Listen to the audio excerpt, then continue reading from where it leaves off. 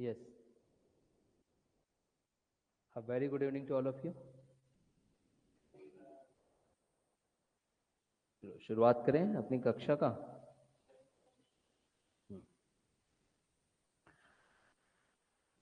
हमारा chapter already start हो चुका है, जैसे कि आप सभी जानते हुए एलसीएम और एचसीएफ। और एलसीएम और एचसीएफ में आपको विभिन्न प्रकार के प्रश्नों को करवाया जा चुका है, जहां पर आवश्यकता पड़ेगी एक शिक्षक की। कुछ और अन्य प्रश्नों को देख लेते हैं, तत्पश्चात कल का जो मेरी क्लास रहेगी एलसीएम एचसीएफ को लेकर के, वो चुनिंदा कुछ ऐसे प्रश्नों को जहां पर कुछ और आपको कॉन्सेप्ट तो वही रहेगा, कैसे अप्रोच होगा वो थोड़ा सा बदलाव किया जाएगा। और परसों जो है मैं आपको वो सारे प्रश्न करवाऊंगा जो पूर्व में पूछे गए हैं कहीं ना कहीं किसी न किसी एग्जाम में, ताकि आप लोगों की एक बेहतर तैयारी हो सके।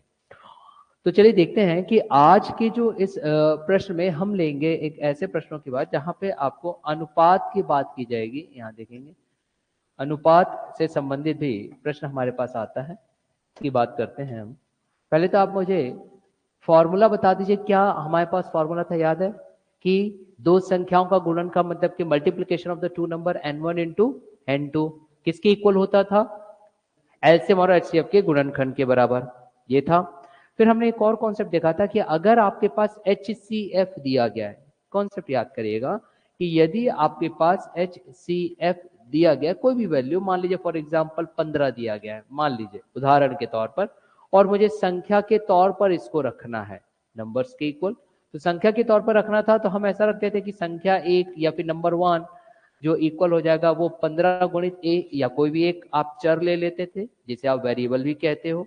वैसे ही दूसरी संख्या अगर लेना रहता था तो हम ऐसे कर लेते थे n2 बराबर 15b, याद करिए यही हुआ करता था, है ना।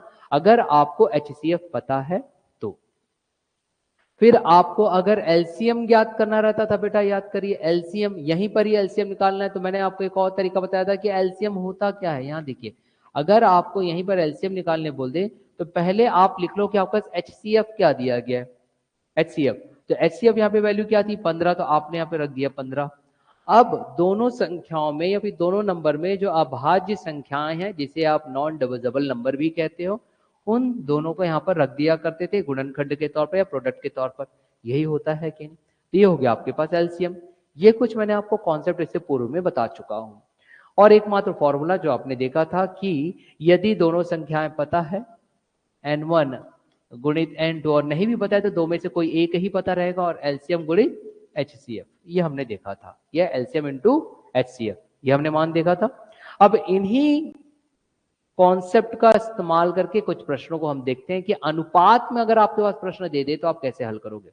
अनुपात या फिर इंग्लिश में आप उसको रेशियो कहते हैं। ऑनलाइन स्टूडेंट्स एक बार आप मुझे रिप्लाई कर दीजिएगा कि इज एवरीथिंग क्लियर और नॉट, कि सभी चीज आपको क्लियर है या नहीं, ये बस आप मुझे बता दीजिएगा ऑडियो और वीडियो को लेकर के।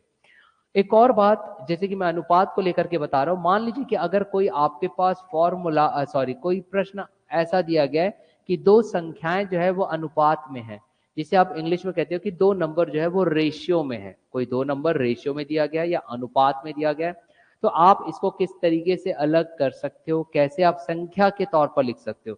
अगर मुझे इसको संख्या के तौर पर लिखना है तो मैं ऐसे लिख सकता था n1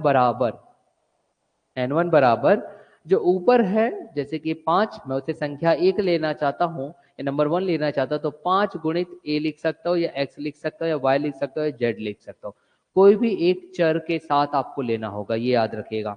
लेकिन आपको यहां पर यही चीज समझना है कि जब मैं यहां पर n2 ये संख्या 2 लूं तो संख्या का मान रखने के लिए, वैल्यू बनाने के 3 तो आएगा ही, लेकिन यहां पर भी जो चर रहेगा या वेरिएबल रहेगा वो वही रहेगा जो ऊपर आपने रखा है, ये बदलाव नहीं होगा। ये जो वेरिएबल है ये नहीं बदलेगा, या फिर जो चर है वो नहीं बदलेगा। जबकि यहां पर आप देख लीजिए 15a और 15b आपने रखा है ना, ए और बी, यहाँ पे दो अलग अलग चीज आपको दिख गई। यहाँ देखिए दो अलग अलग दिखा, मगर आप यहाँ पर इस तरीके से दो अलग अलग नहीं करोगे, यहाँ पे दोनों ही जो वैल्यू है वो आपके पास सेम रहेगी। ये आपको कॉन्सेप्ट बताया गया था। अब इसी पर ही आधारित हम कुछ और अन्य प्रश्नों को देखेंगे मुख्य परीक्षा की दृष्टि के साथ ही साथ प्रारंभिक परीक्षा या फिर एक दिवसीय परीक्षा, चाहे या फिर आप जो भी एग्जाम दो, नेशनल लेवल पर दो या फिर स्टेट लेवल पर। तो चलिए देखते हैं कि क्या कुछ प्रश्न आपके लिए आज हमारे यहाँ पर क्लासेस में दिया जाएगा ताकि आप उसे हल भी करते चलो साथ ही साथ। जैसे कि यहाँ पे एक प्रश्न दिया गया है कि दो संख्याओं का अनुपात 3:4 है। ये प्रश्न यहाँ पे कह रहा है कि भाई दो संख्याएं हैं, चलिए ठीक है दो संख्याएं बना देते हैं। अनुपात बोल रहा है तो इंग्लिश मीडियम स्टूडेंट घबराना नहीं है भाई, अनुपात मतलब कि क्या बोल रहा है वहां पर, वो ये कहना चाहता है कि रेशियो दिया गया है। तो दो संख्याओं का अनुपात मतलब कि रेशियो बोल रहा है। कितना रेशियो बोल रहा है वो देख लीजिए, रेशियो बोल रहा है कि भाई 3:4 है, ये लीजिए 3:4 है। तो आपके माइंड में एकदम क्लियर हो जाना चाहिए कि सर मैं यहाँ से क्या संख्या निकाल सकता हूँ, क्या मैं यहाँ से संख्या फाइंड आउट कर सकता हूँ, या फिर क्या सर मैं यहाँ पे नंबर निकाल सकता हूँ। तो हाँ, यहाँ पर आप बिल्कुल नंबर निकाल सकते हो। तो नंबर आपका क्या रहेगा हम उसे देख लेते हैं। जब हम यहाँ पे नंबर निकालने की बात करते हैं तो अभी मैंने आपको कॉन्सेप्ट बताया था कि कॉन्सेप्ट आपका ये कहता है कि अगर मैं संख्या 1 रखना चाहूं तो 3 गुणित a रख सकता हूं, और संख्या 2 अगर रखना चाहूं तो 4 गुणित a रख सकता हूं। समझ में आ रहा है कि नहीं ये चीज? मैथमेटिक्स में यही प्लस पॉइंट होता है कि आप जैसे ही स्टेटमेंट पढ़ा आपने, जैसे ही आपने वाक्य पढ़ा, आप सीधा सीधा समीकरण बनाना चालू कर दीजिए या फिर वैल्यूज रखना चालू कर दीजिए, मान रखना चालू कर दीजिए, तो आपका प्रश्न आसानी से हल हो जाता है। अभी फिलहाल मैं एक दिवसीय परीक्षा की दृष्टि से बता रहा हूं कि कैसे आप समझोगे और लिखोगे। अब आपके पास दो संख्या तो आ गई, n1 बराबर 3 है और n2 बराबर 4 है। उसके बाद हमारे पास क्या तथ्य दिए गए हैं या फैक्ट दिया गया है, यदि उनका महत्तम समापवर्तक 15 है, ऐसा वो कह रहा है। यदि उनका महत्तम समापवर्तक मतलब कि उनका HCF, यदि उनका महत्तम समापवर्तक या HCF 15 है, ये वो कह रहा है। अब अगर HCF दे दिया है, महत्तम समापवर्तक दे दिया गया है, तो भी आप संख्या रख सकते हो। मैंने आपको एक कॉन्सेप्ट बताया है ना। अब क्योंकि हमने संख्या को ऑलरेडी यहाँ पे n1 बराबर 3a n2 बराबर 4a ले लिए हैं, इस वजह से थोड़ा सा हम वेट करेंगे कि आगे क्या दिया गया। अन्यथा आप क्या लिख सकते थे, याद करिए, अगर आपके पास उनका HCF 15 है तो आप चाहे ऐसा भी लिख सकते थे कि सर n1 बराबर 15 गुणित मैं x ले सकता था और n2 बराबर 15 गुणित मैं y ले सकता था। बात सही है, यहाँ पे a नहीं लोगे आप, ये अलग रहेगा। लेकिन हम थोड़ा वेट करते हैं ताकि आप कंफ्यूज ना हो, है ना। तो थोड़ा सा वेट कर लेते हैं और देखते हैं कि आपके पास यहाँ पर और क्या दिया गया तथ्य या फिर फैक्ट क्या दिया गया, हम उसकी बात कर लेते हैं। चलिए फैक्ट की अगर मैं बात करूं तो फैक्ट में दूसरा आपके पास दिया गया है कि उनका महत्तम समावर्तक 15 हो तो दोनों संख्याओं का लघुत्तम संख्या ज्ञात कीजिए, ऐसा बोल रहा है। मतलब ये बोल रहा है कि फिर उन्हीं का आपको क्या निकालना है, लघुत्तम समापवर्त, या फिर आप उसे कहोगे इन दोनों का क्या निकालना बोल रहा है, महत्तम समापवर्त। अब तो अब एक्स्ट्रा कुछ दिया नहीं है, अब हमें हमारे माइंड लगाना है। और माइंड क्या लगाना है, जो कॉन्सेप्ट आपको बताया वही कॉन्सेप्ट तो आप इस्तेमाल करोगे। ऑनलाइन स्टूडेंट्स एक बार रिप्लाई कर दीजिए कि ऑडियो और वीडियो दोनों ही क्रिस्टल क्लियर है आपको। अब बात उठती है कि सर हम क्या करें, यहाँ पर अन्य कोई समीकरण बनता दिखाई नहीं दे रहा है। HCF हमारे पास दिया गया 15 है, HCF क्या दिया गया हमारे पास 15 है, और यहाँ पे n1 बराबर 3 लिख सकते थे, n2 बराबर 4 है। सर क्या हम फॉर्मूला लगा करके देख सकते हैं? चलो फॉर्मूला लगा करके देख लेते हैं। फॉर्मूला हम क्या जानते हैं भाई, फॉर्मूला हम एटलीस्ट इतना तो जानते हैं ना कि दो संख्याओं का अगर मैं गुणनखंड कर दूं, the multiplication of the to number, तो हमारे पास क्या मिलेगा, HCF गुणित LCM। हम इतना तो जानते हैं। अब देखिए निकालना क्या है हमको, एक एक चीज मैं आपके माइंड में बैठाते जा रहा हूं। निकालना क्या है, LCM। अगर मुझे LCM निकालना है तो हमारे पास क्या क्या दिया रहना चाहिए, HCF दिया रहना चाहिए जो दिया हुआ है, इसे चिंता करने की कोई बात ही नहीं क्योंकि समीकरण एक ही है, इक्वेशन आपका एक ही है। फिर हमारे पास n1 और n2 दोनों देना चाहिए, मगर n1 और n2 का वैल्यू हमें पता नहीं है, चर के तौर पर दिया गया है। तब सर हम क्या अप्रोच करें, क्योंकि एक ही समीकरण से एक ही चर का मान ज्ञात होगा। If you have only a one variable then you can find out only a one value. ठीक, अब यहां पर बेटा आप पहले क्या करो, जो चीजें दी गई उसको रखते चलो, चीजें आपको समझ में आएगी। अब यहाँ पे जो दी गई है, अब हमारे पास HCF दिया गया है। HCF होगा कितना बोला, 15 दिया गया बेटा। अगर आपके पास 15 दिया गया तो यहीं से ही आपके पास वैल्यूज निकल जाती है, वो क्या है इसे ध्यान दीजिएगा, समझिएगा आप क्या कहना चाहता हूं। हमने देखा कि सर अगर आपके पास HCF दिया गया है तो मैं वैल्यूज कैसे निकाल सकता था। यहां देखो, संख्या 1 बराबर क्या मैं ऐसा रख सकता था, 15 गुणित मान लीजिए x रख सकता था, HCF के लिए मैंने बताया था। और N2 संख्या 2 बराबर, फिर से मैं रख सकता था 15 गुणित y, ऐसा रख सकता था। अब ये x और y मैंने बताया था कि वो दो संख्याएं होती है, वो दो नंबर होती है जो एक दूसरे को डिवाइड नहीं करती, वो अभाज्य संख्याएं होती है, दोनों ही एक दूसरे के तुलनात्मक में नॉन डिविजिबल नंबर होते हैं।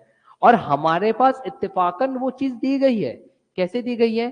देखिए यहां पर क्या दिया गया है, आपके पास दिया गया है 3 और 4, दिया गया 3 और 4। और यहाँ पे अगर कॉमन चीज मैं देखूं बेटा, तो कॉमन चीज दिया गया है ए। तो ये ए कुछ और नहीं है, ये कॉमन चीज अगर आप ध्यान दोगे N1 और N2 में, यहां अगर कंपेयर करोगे N1 और N2 को कंपेयर करोगे तो आपको पता चलेगा वो ए कुछ और नहीं बल्कि क्या है, 15।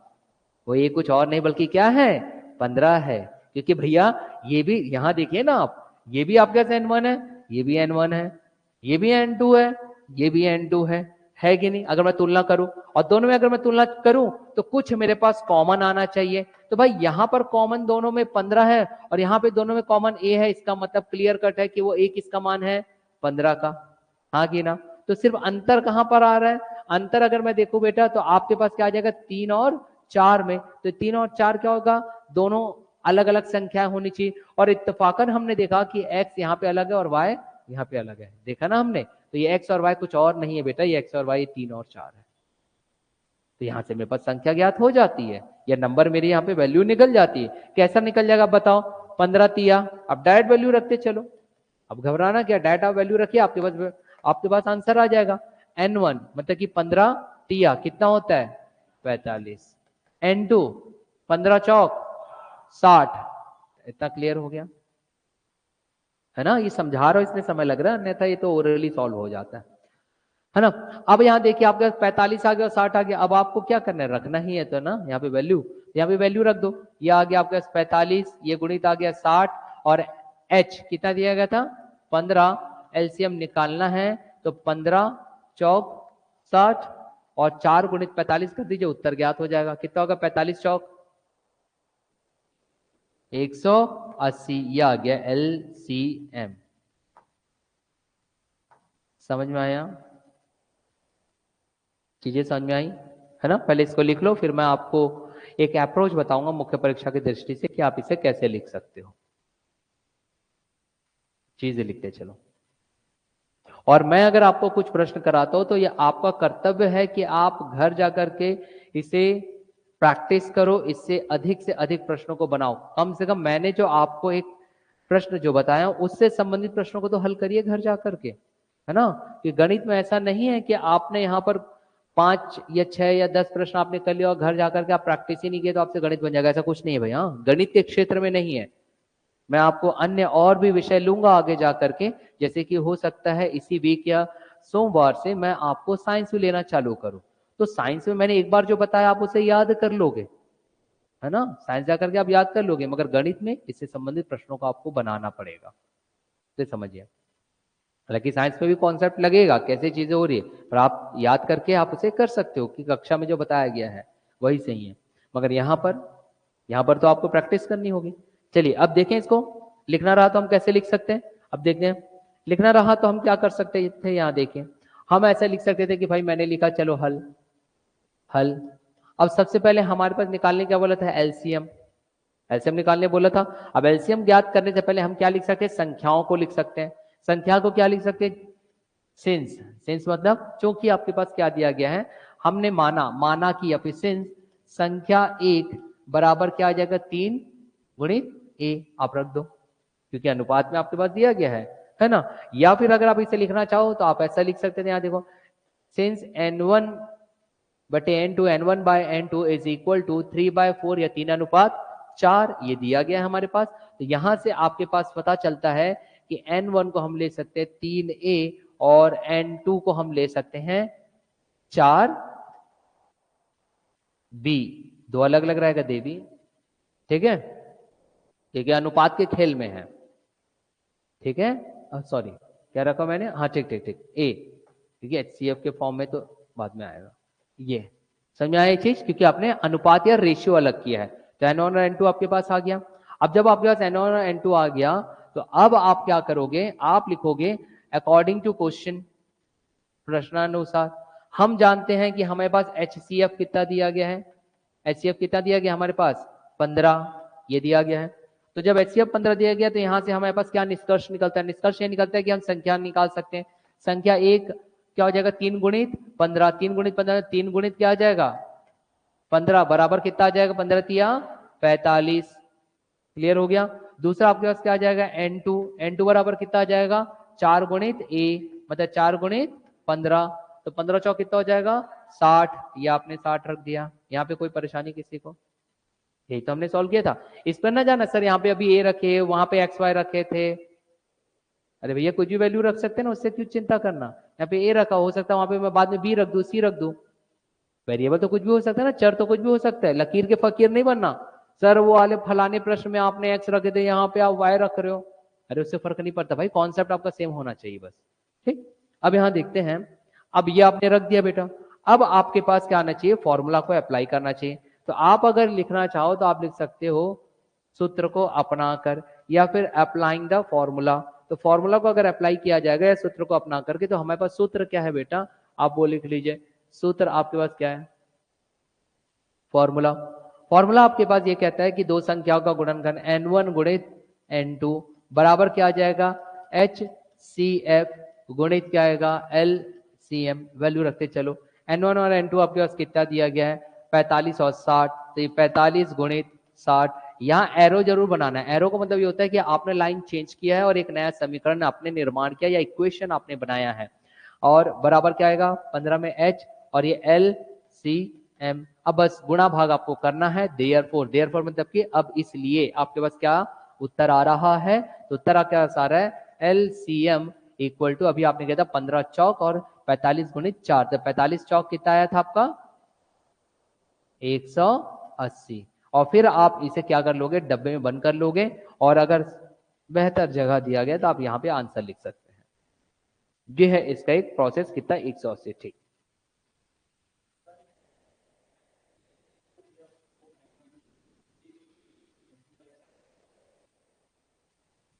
कहाँ, अच्छा यहाँ पे, अरे अभी तो आपको बताया था ना, चलो फिर से एक शॉर्टकट, अभी तो समझाया था स्टार्टिंग में। HCF होता क्या है, HCF मतलब कॉमन फैक्टर, HCF मतलब दिए गई संख्याओं में क्या होना चाहिए। इधर देखो बेटा, इधर ध्यान दो, गणित है ये बिल्कुल भी इसको थ्योरेटिकल सब्जेक्ट ना समझना बेटा, कि अगर आप यहाँ पे छोड़ दिए तो मैं घर जाके पढ़ लूंगा, ऐसा कुछ नहीं है।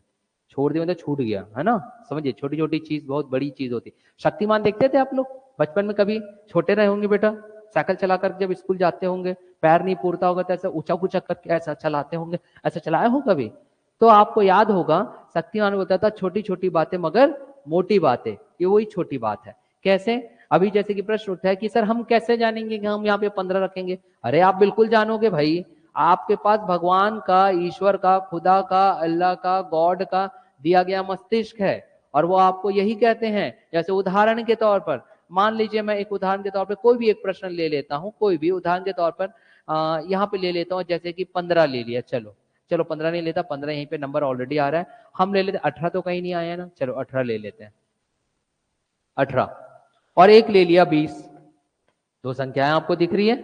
अब 18 का चलो आप गुणनखंड करो, या फिर फैक्टराइजेशन मेथड आप यहाँ पे अप्लाई कर दीजिए। तो गुणनखंड अगर मैं करूं तो 2 निया 18 होता है, भगवान का समय यही पढ़ा था, आप लोग क्या पढ़े थे, यही ना पढ़े हो आप, है ना। और अगर 20 को अगर मैं करना चाहूं तो बेटा 2 दहाम 20, अरे हाँ की ना, 2 दहाम 20, ऐसा लिख सकता था कि नहीं, 2 टाइम्स 20।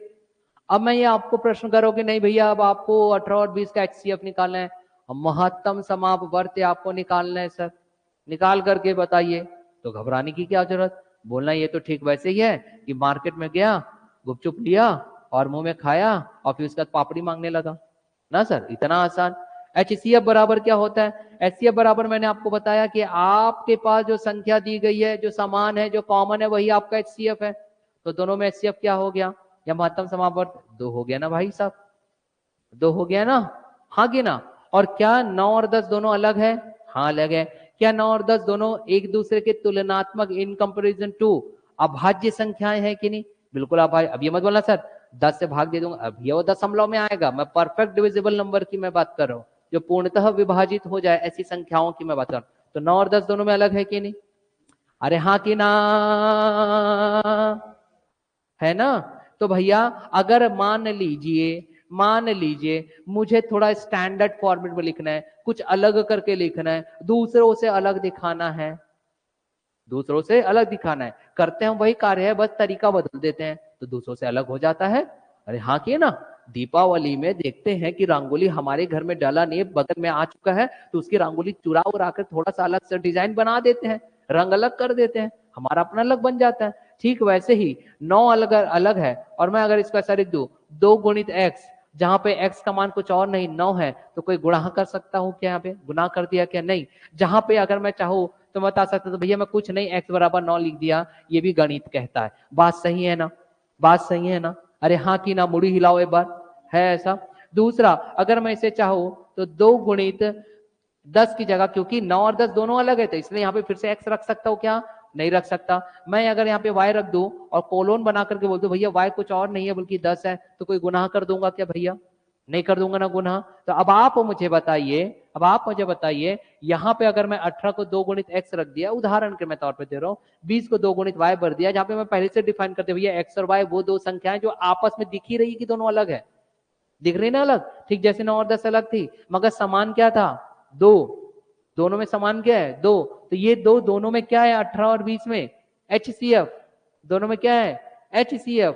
ठीक वैसे ही जब हम इन संख्याओं की बात किए थे, तो इन संख्या में हमने देखा कि मैं N1 और N2 का अनुपात के तौर पर से अलग करना चाहता हूं, तो 3/4, तो अलग क्या होगा? अलग करूंगा तो मुझे कोई समान संख्या रखनी पड़ेगी, क्योंकि वही समान हुआ होगा जो कटा होगा, जो क्या होगा? कटा होगा। कैसे मालूम सर आपको? अब भैया मालूम है, जैसे 18 और 20 को अगर मैं लिखना चाहता, यहां देखो 18 और 20 को मैं लिखना चाहता, तो ये 18 हो गया, ये 20 हो गया। अब आप चलो इसको डिवाइड करो, तो भैया भाग दो किसी संख्या से, भाग दीजिए भैया, किससे भाग जाएगा? 2 से भाग जाएगा। तो क्या मैं इसे 2 निया 18 और 2 दहम 20, यही तो लगता ना भाई, यही रखता ना। क्या यहाँ पे HCF दिख रहा है? नहीं दिख रहा है, क्योंकि HCF क्या हो गया? कट गया। वैसे ही जब ये अनुपात N1 बटे N2 या N1 divided by N2 equal to 3/4 दिया गया है, मतलब यहाँ पे कोई समान संख्या थी जो दोनों में कट चुकी है। ठीक वैसे ही जैसे 9/10 आया, तो 9/10 क्या है? कोई समान संख्या थी, कॉमन नंबर था जो दोनों में कट चुका है। अब मैं इसको अलग अलग करना चाहूं या मैं अलग अलग करना चाहूं, तो अलग अलग करने के लिए मुझे समान संख्या भी तो रखनी पड़ेगी, क्योंकि क्या मैं इसे ऐसा लिख सकता हूं? आप मुझे स्वयं बताओ भाइयों और बहनों, क्या मैं इसे ऐसा लिख सकता था कि 18 बराबर 9, ऐसा लिख सकता हूं क्या अलग अलग करना चाहूं तो? क्या मैं लिख सकता था कि नहीं नहीं नहीं 20 बराबर 10, ऐसा लिख सकता? ऐसा कौन सा गणित है भैया, कहां सीखे हो आप? नहीं लिख सकता ना। अरे नहीं लिख सकता ना, मुड़ी हिलाओ एक बार, नहीं लिख सकता। तो मैं ऐसा तो लिख सकता था, 9 दूनी 18, 10 दूनी 20, ये बताओ पिक्चर में, ये तो लिख सकता था ना, लिख सकता था ना। तो देवियों और सज्जनों देखो, N1 और N2 को मैंने अलग ही किया यहां से, और जब मैं इनसे अलग करना चाहा तो मैं इन दोनों के बीच एक कॉमन फैक्टर रखा हूं, ए और ए, और ये कॉमन क्या है हमको नहीं मालूम, कुछ था जो डिवाइड हो गया, कुछ था जो डिवाइड हो गया, और जो कुछ था जो डिवाइड हो गया, जैसे 9/10 में कुछ था जो डिवाइड हो गया, वो 2 था, और 2 कुछ और नहीं था बल्कि क्या था? HCF था। वैसे 3/4 में कुछ नंबर था जो डिवाइड हो गया था या भाग जा चुका था, वो जो भाग जा चुका था कुछ और नहीं था बल्कि क्या था? 15 था। इसलिए हमने डायरेक्ट 3 गुणित 15 रखा, 4 गुणित 15 रखा, तो आपके पास ये मान आ गया। क्लियर हुआ ये चीज है? हाँ कि ना? ऑनलाइन स्टूडेंट से एक बार बता दो, आप कोई डाउट किसी को? हाँ बेटा, खा पी करके नहीं आए होगे, एकदम मुरझाए मुरझाए लग रहे हो यार। बढ़िया बरसात चल रहा है, घर जाओ, बढ़िया भजिया बनाओ, मंगोड़ी बनाओ, बारिश इधर हो रही है, इधर टमाटो सॉस लो, एक प्लेट में भजिया लो, ऐसा खाओ, क्या स्वाद आता है। खिड़की के बाहर देखो बारिश हो रही है, और फिर आओ क्लास, एनर्जी से भरपूर रहोगे, पढ़ने के लिए ना सही मगर भजिया के स्वाद से, है ना? तो भैया खाओ यार। चलो जल्दी लिखो इसको, हो गया यहाँ पे कोई डाउट? डाउट क्लियर हो गया सबका? चलो जल्दी लिखो बेटा, फिर आगे बढ़ा जाए। कोई डाउट भाई? नहीं? ऐसी एक कक्षा में बोला कोई डाउट है, बोलते सर सब समझ में आ गया, भजिया का समझ में नहीं आया सर, कैसे बनाऊंगा? तो ऐसा भी डाउट है कि यहाँ पे किसी को नहीं है ना? दुर्गा? नहीं बेटा, घर में बनाओ वो चीज। आगे बढ़े अब हम। अब ऐसा ही मैं एक प्रश्न आपको दे रहा हूं, आप लोग ये हल करोगे। दिया जाए एक प्रश्न, कॉन्सेप्ट यही रखेगा, मगर एक दिवसीय परीक्षा की दृष्टि से आप मुझे इन शॉर्ट वे में इसे हल करके दोगे, समय बिल्कुल ना लीजिएगा। प्रश्न आपके पास ये कह रहा है कि दो संख्याएं 4:5 के अनुपात में दिया गया है। दो संख्या में लिख दे रहा हूं, हालांकि लिखने की भी आवश्यकता नहीं, दो संख्याएं हैं दिया गया है, और कैसे दिया गया है, 4:5। फिर बोल रहा है और उनका गुणनफल, और उनका गुणनफल। अब उनका गुणनफल आपको ये स्वयं समझना किसका गुणनफल की बात कर रहा है, क्योंकि यह आपको हल करना है। और उनका गुणनफल आपके पास दिया गया है 5120, 5120 ये चीज दिया गया। अब ये बोल रहा है कि दोनों संख्याओं का महत्तम समापवर्तक ज्ञात कीजिए, मतलब कि आपको प्रोडक्ट दिया गया है उनका, और महत्तम समापवर्तक मतलब कि HCF आप ज्ञात करो, ये चीज बोल रहा है। चलिए भाई हल करो। चलो विद्यार्थियों, ये अब आप लोग के ऊपर है, अब आपको हल करना है, मैं नहीं करवाऊंगा। बताओ कैसा लगेगा, थोड़ा सा माइंड दौड़ाइए, डू इट।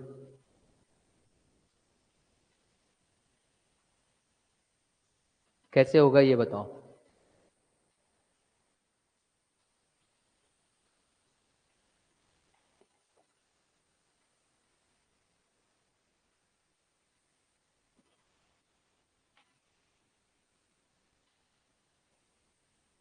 हल करिए।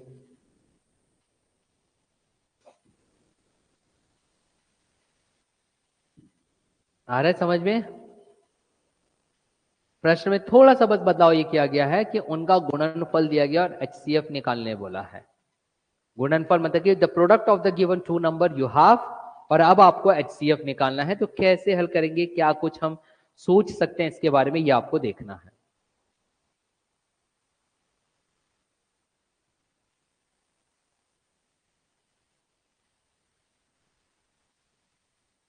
चलिए मैं हल करता हूं उन विद्यार्थियों के लिए जिनको गणित नहीं बन पा रहा है, ठीक है। शर्माने की कोई बात नहीं भाई, बहुत समय हो चुका है, गणित छूटे तो ऐसी परेशानियां आती है। देखिए आपके पास क्या दिया गया, सबसे पहले आपका कार्य है कि आप N1 और N2 को अलग अलग लिख लो। अब मैं N1 को क्या लिख सकता था, देखिए 4A लिख सकता था। N2 को क्या लिख सकता था बताइए, 5A। यहां तक तो समझ में आता है ना, इतना इतना तो समझ में आता है। जो दिया है उसको रखते चलो, आपको सब चीज क्लियर होगा। जो दिया उसको रखते तो चलो, हम रखते ही नहीं है, हमारा पेन ही नहीं चल रहा था। अरे यार यहाँ पे तो सर ने थोड़ा सा बदलाव कर दिया यार, उनका गुणनफल दे दिए और वहां तो दिए नहीं थे, ये तो चीटिंग कर दिए। अब तो मैं लिखूंगी नहीं, क्या बिगाड़ लेंगे सर, मैं देखती हूँ, मैं तो फीस दी हूँ। अरे भैया आप लिखते चलो ना, क्या दिया है आपको क्लियर हो जाएगा, करना क्या है। क्या बोल रहा है, उनका गुणनफल। गुणनफल मतलब कि दो संख्याओं का प्रोडक्ट आपको लिखना है, दो नंबर का प्रोडक्ट लिखना है, दो संख्याओं का गुणनफल लिखना है। और दो संख्याओं का गुणनफल की अगर मैं बात करूं तो N1 गुणित N2 आप लिखते हो। क्या लिखते हो, N1 गुणित N2, या फिर N1 इंटू N2। अब N1 इंटू N2 आपके पास दिया गया बेटा 5120, ये तो लिख सकते हो भाई, जो दिया गया मैं उसी को दे रहा हूं, मैंने कुछ अलग लिखा क्या अभी। हाँ बेटा आंसर आप बता रहे हो, कितना है आंसर आपको बताओ। नहीं और कोई 20 नहीं है, ठीक है। चलो यहां ध्यान दो, यहां देखिए भाई N1 गुणित N2 बराबर मैं लिख सकता था 5120। देखो वर्ग मूल कैसे निकालना है वो मैं बाद में बताऊंगा, वर्गमूल अभी मैंने आपको चैप्टर नहीं बताया। नहीं 256 नहीं आ रहा है, चलो यहां पर ध्यान दीजिए। N1 गुणित N2 बराबर 5120।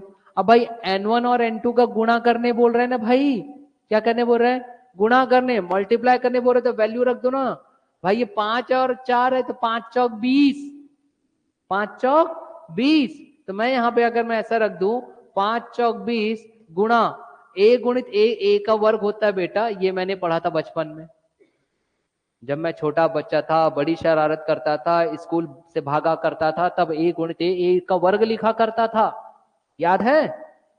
हाँ सर स्कूल से भाग जाते थे इसीलिए तो आज समझ में नहीं आ रहा है सर, अब पता चला भागना नहीं था, है ना। कुछ विद्यार्थी ऐसे कहेंगे। तो यहां पर आएगा 5120, भाई इतना तो समझ में आता है, हाँ कि ना।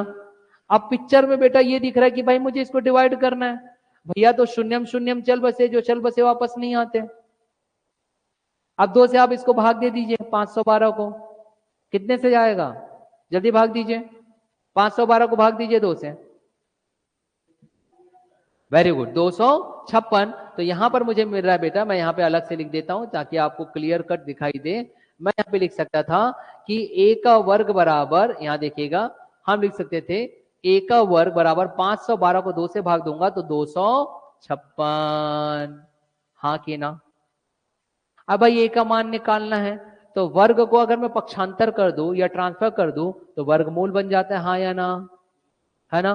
तो बेटा अगर 256 किसका वर्गमूल होता है? मैं 30 तक पढ़ा रहा, मैं रटने बोला था वर्ग और वर्गमूल 16।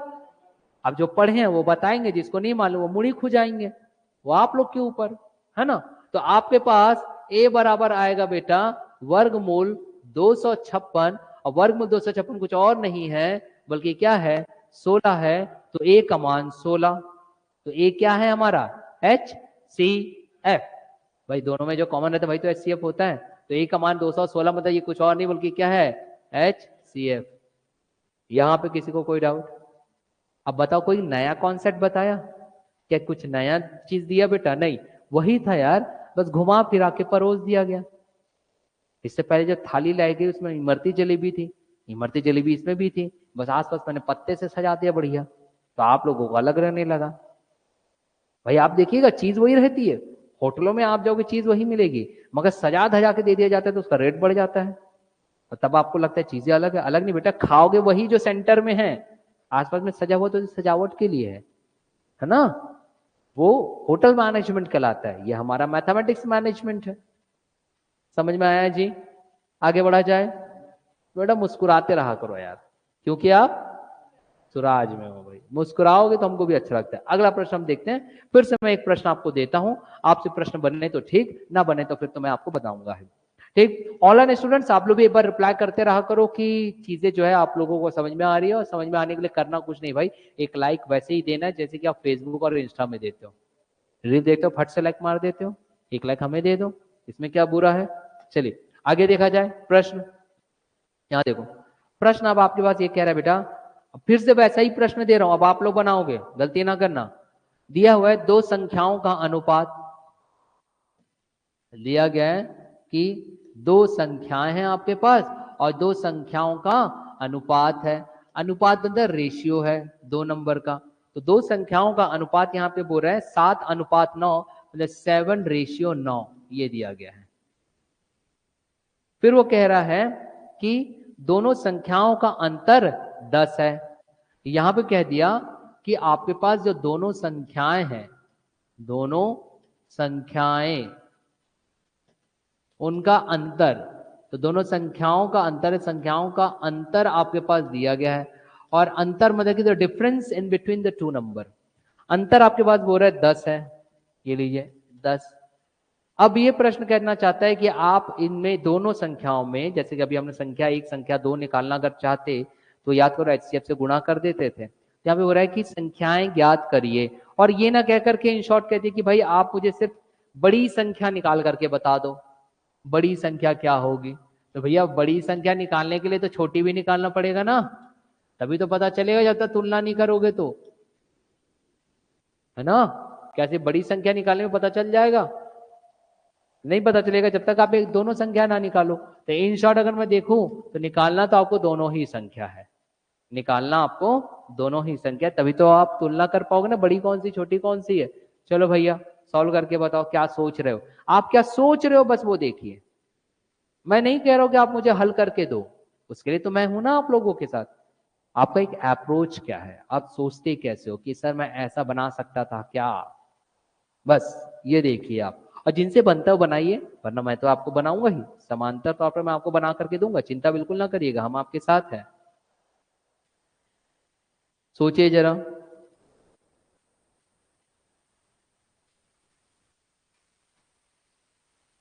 मात्र 30 सेकंड दूंगा बेटा हर विद्यार्थियों को, हर एक प्रश्न के लिए मात्र 30 सेकंड।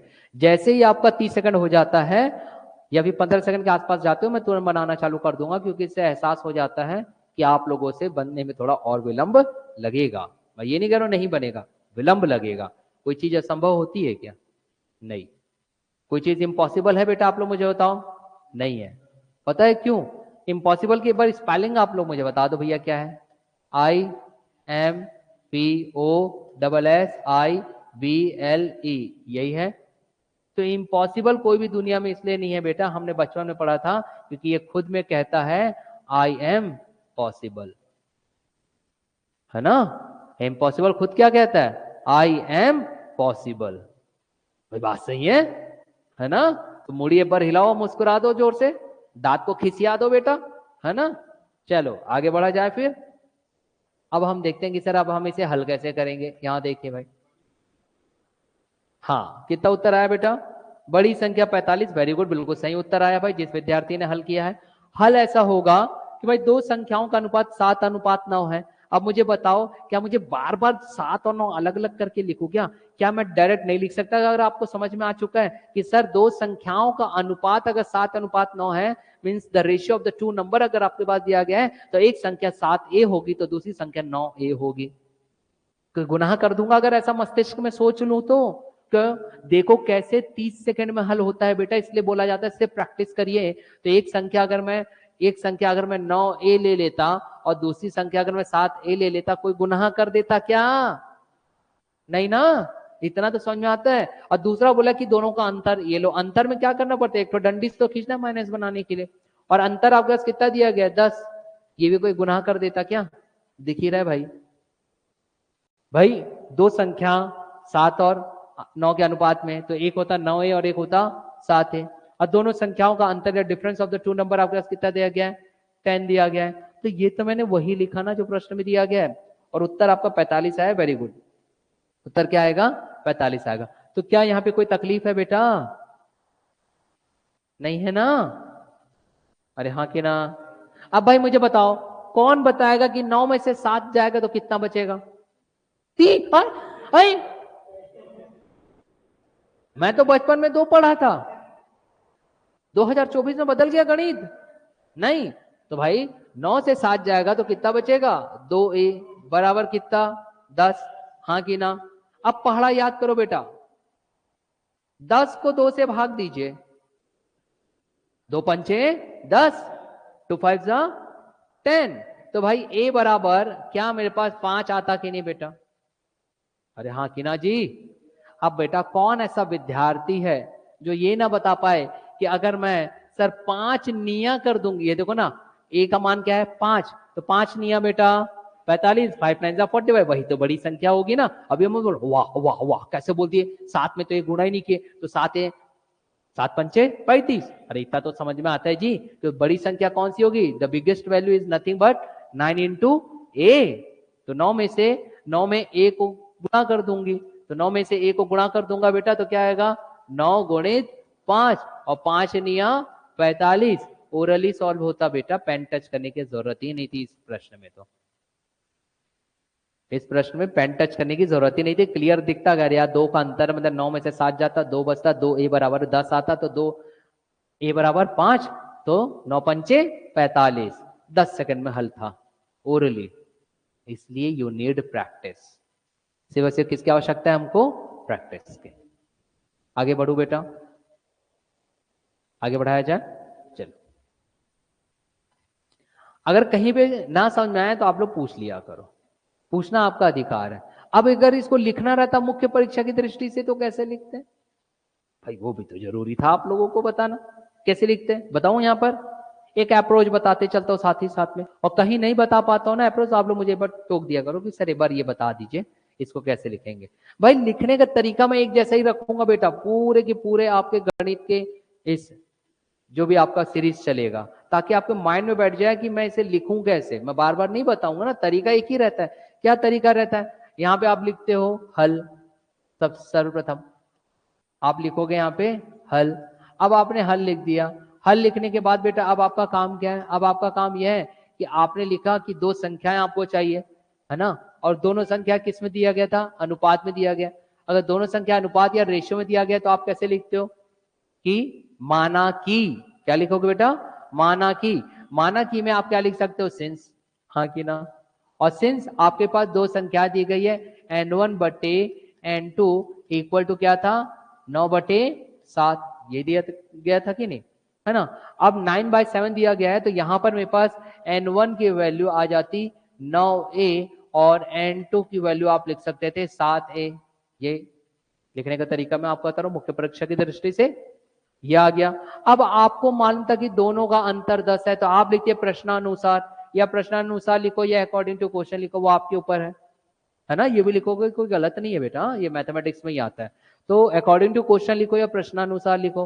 अब अगर आप प्रश्नानुसार लिखे हो तो आप जानते हो कि N1 माइनस N2 बराबर कितना दिया गया, 10 दिया गया, ये आपको पता था बेटा, है ना। अब आपने क्या रख दिया, वैल्यू रख दिया, वैल्यू रख दिया तो 9A माइनस 7A बराबर 10, ये एक तरीका है। अब बस स्टेप टू स्टेप कवर करते चलो। 9 में से 7 जाएगा तो कितना बचेगा, 2A बराबर 10।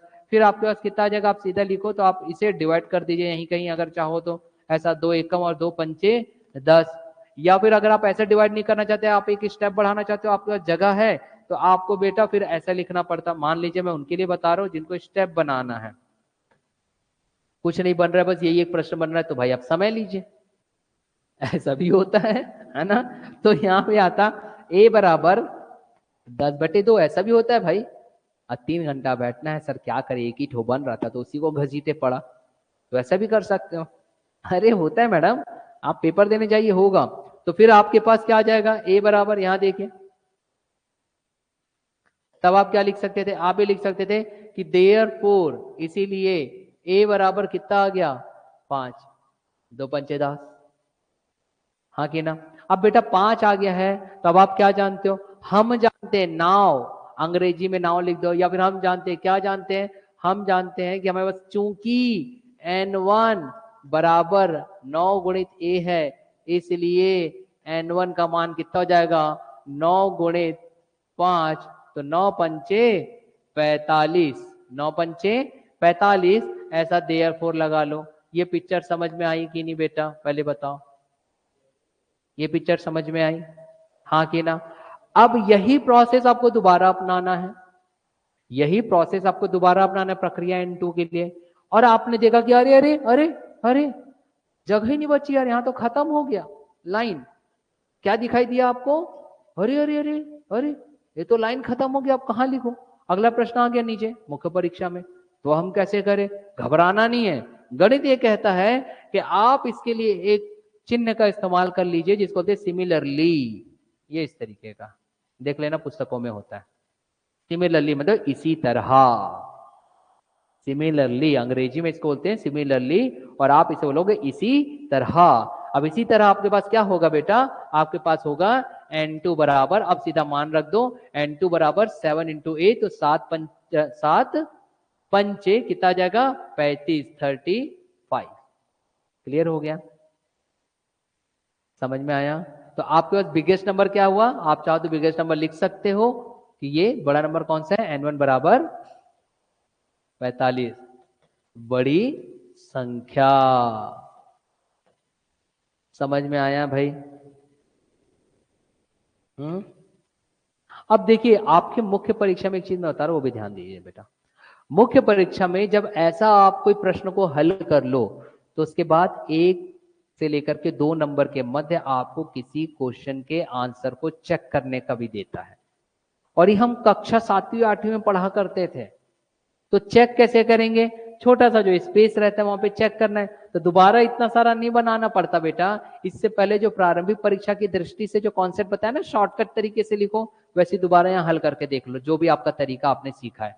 अलग अलग नाना प्रकार के मैं आपको तरीका बताता हूँ, डिफरेंट डिफरेंट टाइप्स के, उसके यहाँ पे हल करके देख लो। और बस आपको लिखना क्या रहता है पता है, यहाँ पे लिखने से पूर्व आपको बस इतना लिखना पड़ेगा, चेक। क्या लिखना पड़ेगा, चेक। मतलब कि आप यहाँ पे आप अपने आंसर को चेक कर रहे हो, और चेक करने के बाद जो भी आपने शॉर्टकट सीखा है, ट्रिक्स बोल दीजिए, शॉर्टकट बोल दीजिए, आपके अपने कॉन्सेप्ट कह दीजिए, जो भी आपने इसको हल करने का तरीका एक दिवसीय परीक्षा की दृष्टि से सीखा था, 1 डे एग्जामिनेशन के, वो आप यहाँ अपना लीजिए। तो आपके पास आंसर दोनों क्या आ जाएंगे, सेम आ जाएंगे। इसी को बोला जाता है चेक। क्या बोला जाता है, चेक। और आपके पास उसका 1 से 2 नंबर के मध्य आपको अर्जित हो जाता है, या फिर you will get the 1 to 2 marks. समझ में आया भाई ये बात, चेक वाला समझ में आया देवी। अरे क्या समझ में नहीं आया, क्या गलत बोला भाई, चेक बस तो लिखना ही था, उसके बाद तो आप ये वाला अपना लो, कोई भी एक मेथड लिख लो ना शॉर्टकट वाला जिससे आपने हल किया है। अब वो हल करने का तरीका आपका अपना अलग अलग हो सकता है। चेक करने का तरीका आपका अलग अलग हो सकता है भाई। दो चीज का अंतर दिया था, 9 में से 7 गया 10, तो आपने सीधा लिख लिए हाँ यार 9 था 7 ए था 10 था, तो मेरे पास ए बराबर 5 आ गया। फिर ये आ गया तो मेरे पास क्या आ गया, HCF आ गया। HCF आ गया तो मैंने इसी को लिख लिया HCF। चलो HCF आ गया मेरे पास। अब HCF ये आ गया तो संख्या ज्ञात करनी, तो बड़ी कौन सी, क्लियर दिख रहा है 9 वाली तो बड़ी होगी, तो बड़ी संख्या आपने लिख लिया N1 बराबर 9 गुणित ए। 9 गुणित मतलब 9 पंचे 45, ये हो गया चेक, खत्म। इसी को चेक करना बोलते हैं। इन शॉर्ट तरीके से आप कहीं पे दोबारा बना लिए, फिर वो तरीका आपका कुछ भी हो सकता है, वो बस ये देखेंगे कि आपने चेक किया है कि। ठीक है, समझ में आया? अब आगे बढ़ सकता हूं मैं, है आज्ञा, बढ़े हम। तो मुस्कुराओ ना जी, हमेशा मुस्कुराओ बेटा। ये मान के रखो कुछ विद्यार्थियों नहीं जो मुस्कुराऊंगा क्या बिगाड़ लेगा, तो मत मत मत मुस्कुराओ भाई। आपके आपके मस्तिष्क में चीजें खुद नहीं आएगी, आप प्रैक्टिकल करके देखिए। आप गणित और रीजनिंग दो ऐसे सब्जेक्ट है बेटा जिसमें आप ना जबरदस्ती, कई लोग होते हैं घर का गुस्सा कक्षा में भी विद्यार्थी निकाल लेते हैं। आज तो 2 घंटा सर को रिप्लाई नहीं करूंगी, तो लड़का बोलेगा तो उससे होता क्या है, आपके मस्तिष्क में जो चीज अर्जित हो सकती थी ना वो नहीं जाता रहता, क्योंकि दिमाग आपका 2 घंटा कह रहा था तो बात ही नहीं करूंगा, अरे आज देखना ही नहीं है हट। तो बेटा ये आपका लॉस है, आपका लॉस है। इसलिए एकदम फ्री होकर के माइंड आकर के बैठो, एकदम फ्री, आपको चीजें खुद ब खुद समझ आएगी। आगे बढ़ा जाए प्रश्न लेकर के, दूं अब एक और प्रश्न हल करेंगे, फिर इसके बाद मैं तो बताऊंगा ही आपको दोनों तरीका। चलिए एक प्रश्न अब हम देखते हैं कि क्या बन सकता है। प्रश्न आपके पास ये दे रहा है, ये आप लोग पहले हल करोगे उसके बाद मैं आपको बताऊंगा। दो संख्याओं का योग 520 है, ऐसा वो कह रहा है। दो संख्याओं का योग, अब दो संख्याओं का योग बोल रहा है, मतलब कि summation of the to number, English में अगर आप इसे पढ़ना चाहो तो summation of the to number या फिर एडिशन ऑफ टू नंबर, दो संख्याओं का योग बोल रहा है 520। तो अब यहां पर आपके पास बेटा माइंड दौड़ना चाहिए कि मुझे क्या लिखना है। क्या लिख सकते हैं हम, कैसे उसको इक्वेशन में बदलूं, समीकरण में? हाँ very good, N1 plus N2 बराबर 520। यही तो मेरे पास कॉन्सेप्ट आता ना कि N1 प्लस N2 बराबर 520। ये तो मुझे क्लियर कट दिखता, ऐसा तो लिख सकते हो ना भाई। इसका मतलब जो चीज समझ रहे हो उसको लिखना चालू करो बेटा। क्लियर हुआ? अब हम आगे बढ़ते बेटा। आगे कह रहा है यदि दोनों संख्याओं में अनुपात, ऐसा भी कह रहा है आगे, यदि दोनों संख्याओं में अनुपात मतलब कि the ratio of the two given number, यदि संख्याओं में अनुपात, the ratio of the given two number, संख्याओं का अनुपात, मतलब रेशियो बोल रहा है। अब रेशियो क्या बोल रहा है वो भी हम देख लेते हैं। और रेशियो अगर दिया गया, अनुपात दिया गया, तो कॉन्सेप्ट आपको मालूम रहता है कैसे संख्याओं को अलग करें, है ना, कैसे नंबर को आप अलग करो। तो यहां पे कह रहा है कि 11/15 दिया गया है, 11 अनुपात 15, 11 रेशियो 15। तो ये कह रहा है कि छोटी संख्या ज्ञात करो। क्या संभव है कि सिर्फ छोटी निकाल लोगे जब तक बड़ी ना निकालो, या फिर कोई समय से ना आपके सॉरी कोई इक्वेशन दिया रहा है तो वहां से भी पता चल जाता है छोटी कौन सी होगी और बड़ी कौन सी होगी। तो चलिए भाई छोटी संख्या यहाँ पे निकालना है, स्मॉलेस्ट नंबर, छोटी संख्या या स्मॉलेस्ट नंबर हल करते हैं, चलते हैं। चलिए 30 सेकंड दे रहा हूं, 30 सेकंड से ज्यादा नहीं लेना, फिर मैं आप लोगों को खुद हल करके दूंगा कि कैसे आपको लेना है, दोनों ही दृष्टि से हम देखेंगे। जल्दी करिए।